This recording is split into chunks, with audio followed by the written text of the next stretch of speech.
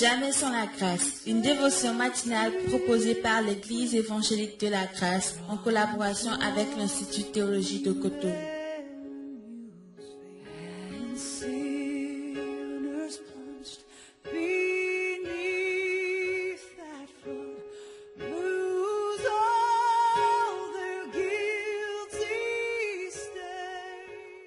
Bonjour, chers amis, chers internautes, nouvelle journée, bienvenue dans notre dernière dévotion de cette semaine. Toujours un réel plaisir pour nous de vous savoir nombreux dans cette dévotion qui nous fait tellement du bien.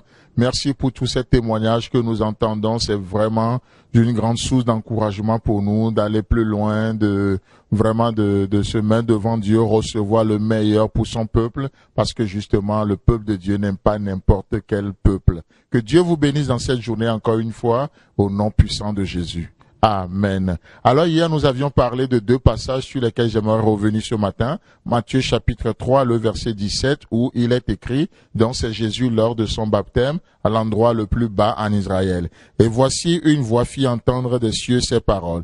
Celui-ci est mon fils bien-aimé, en qui j'ai mis toute mon affection.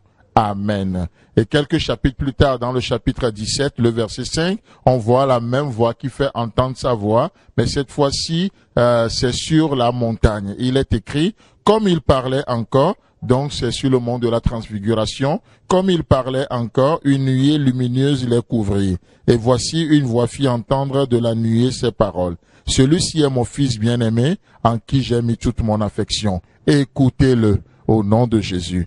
Amen. Donc justement, nous sommes en train de voir ce passage ou ces passages et on disait quoi? Notre Dieu ne change pas. Donc au début du ministère de Jésus, le Père fit entendre sa voix. Au milieu du ministère de Jésus, il fit entendre sa voix. Et à la fin, lorsque Jésus est sur la croix, le Père fera entendre sa voix encore et encore une fois. Donc, le Père ne change pas. Dieu ne change pas. Que nous soyons sur la montagne ou que nous soyons dans la vallée, Dieu nous aime d'un amour inconditionnel. C'est pourquoi il nous conserve sa bonté. Il nous la conserve encore ce matin. Au nom de Jésus, croyez vraiment en ça. Oui, je ne sais pas comment tu t'es réveillé ce matin. Peut-être tu t'es réveillé à l'endroit le plus bas de ta vie. Tu es dans une grande faiblesse ce matin, avec tellement de doutes dans ton cœur. Laisse-moi te dire que Dieu ne change pas. Il ne change pas. Il est le Dieu de la montagne, mais il est aussi le Dieu de la vallée. Il est aussi le Dieu de la vallée. Vous savez, il y a une histoire que nous voyons dans 1 Roi chapitre 20, le peuple d'Israël qui a combattu les Syriens sur une montagne et l'Israël était le plus fort. Et ils ont vaincu les Syriens. Et du coup, un conseiller du roi de la Syrie va parler à ce roi dans le verset 23 et dit, les serviteurs du roi de la Syrie lui dirent, leur Dieu est un Dieu de montagne. C'est pourquoi ils ont été plus forts que nous. Maintenant, combattons-les dans la plaine et l'on verra si nous ne serons pas plus forts qu'eux. Ça, c'est le conseil que le serviteur ou les serviteurs du roi d'Assyrie vont donner au roi, en qualifiant le Dieu d'Israël, en qualifiant l'Éternel du Dieu de la montagne. Il dit, oui, leur Dieu est un Dieu de montagne. C'est pourquoi sur la montagne, ils ont été plus forts que nous. Attirons-les dans la vallée, dans la plaine, pour voir si on va pas les vaincre, pour voir comme quoi ils sont en train de limiter l'Éternel. On ne limite pas le Saint d'Israël ce matin. Et au verset 28, Dieu va parler à travers son homme également, à travers son prophète. Et il est dit, et l'homme de Dieu s'approcha et dit au roi d'Israël, ainsi parle l'Éternel. L'homme a parlé et l'Éternel a parlé. C'est lui qui a le dernier mot. Et ainsi parle l'Éternel. Parce que les Syriens ont dit, l'Éternel est un Dieu des montagnes et non un Dieu des vallées. Je livrerai toute cette grande multitude entre tes mains. Et vous saurez que je suis l'Éternel.